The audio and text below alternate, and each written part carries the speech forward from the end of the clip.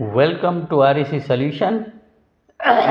आज का जो टॉपिक आप लोगों को बताने जा रहे हैं वो है विंडो AC वायरिंग डायग्राम, वो इंटरनल VLP के साथ और 3 स्पीड फैन मोटर है।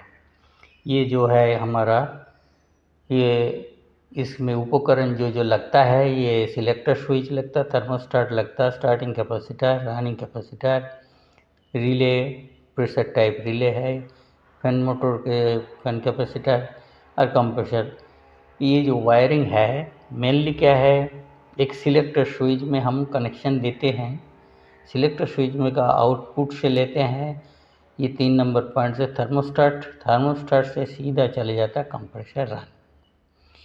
और इसके साथ जो पॉइंट है, ये पॉइंट जो थर्मोस्टेट से आउटपुट में दिया है, ये स्टार्टिंग कैपेसिटर का एक, रनिंग कैपेसिटर का एक लीड इसमें जुड़ा हुआ है। दूसरा स्टार्टिंग कैपेसिटर का लीड जो है रिले का एक पॉइंट में दिया है, और ये जो है रनिंग कैपेसिटर का एक पॉइंट दिया है, रिले का 2 पॉइंट, रिले का 2 पॉइंट से एक कंप्रेसर स्टार्टिंग टर्मिनल में दे दिया। और ये दूसरा पॉइंट जो है ये न्यूट्रल पॉइंट है, ये आया कंप्रेसर, ये रिले का 5 नंबर पॉइंट में, और रिले का 5 नंबर से लेके कंप्रेसर में कॉमन में दे दिया। मेनली ये जो है हमारा पहले जो करंट कॉइल रिले था वो क्या है, सिंगल लाइन में, मतलब वो सीरीज में चलता था। ये है पैरेलल में, ये रिले का देखो इधर से लाइन मिल रहा है, इधर से लाइन मिल रहा, मतलब पैरेलल कनेक्शन होता है रिले में। रिले में ये जो रिले है प्रेशर टाइप, इसका रिले का वाइंडिंग बहुत ही बारीक वायर से बनाया जाता है, और ये इसमें कॉन्टैक्ट पॉइंट 1 और 2 के साथ, रिले के साथ कॉन्टैक्ट पॉइंट रहता। ये चलने के बाद क्या होता, सिर्फ स्टार्टिंग कैपेसिटर अलग हो जाता, running capacitor remain with the circuit के साथ रिमेन रहता है, पूरा कंटिन्यूस चलते रहता है। स्टार्टिंग कैपेसिटर जो है मेनली इसको हम स्टार्टिंग पर्पस में इस्तेमाल करते हैं।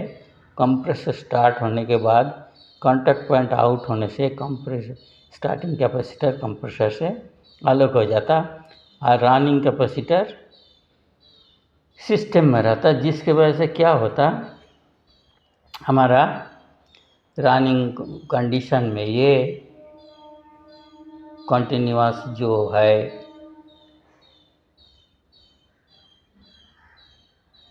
करंट सप्लाई देता है, जिसके वजह से पावर फैक्टर इम्प्रूव होता है। पावर फैक्टर इम्प्रूव करने से करंट कंजम्पशन थोड़ा कम होता।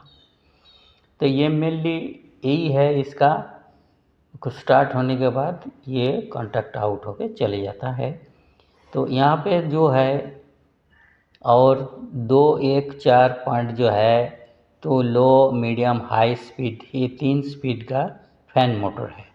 फैन मोटर में 3 में दो 1, 4 में, तो 2 में दिया लो, जो रोटेटिंग सिलेक्टर स्विच है, इसे तो सिलेक्टर स्विच है, इसमें 220 volt supply AC single phase दिया जाता है, न्यूट्रल है ये फेज है।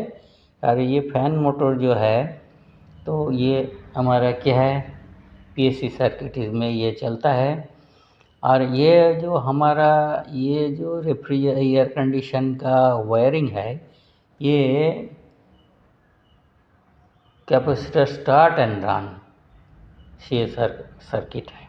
Capacitor start and capacitor run, ये दोनों को, और विथ क्या है, ये रिले, ये कौन सा, प्रेशर टाइप रिले इस्तेमाल होता है। ये इसका मेन काम है। तो रोटेटिंग जब करेगा, इनिशियली फास्ट में लो फैन में रहेगा, उसके बाद हम कंप्रेसर और मीडियम चलेगा, उसके बाद फिर घुमाएगा तो हाई स्पीड में मोटर चलेगा, मतलब इसका फुल स्पीड हो जाएगा और चलता रहेगा, और कंप्रेसर भी चलते रहता।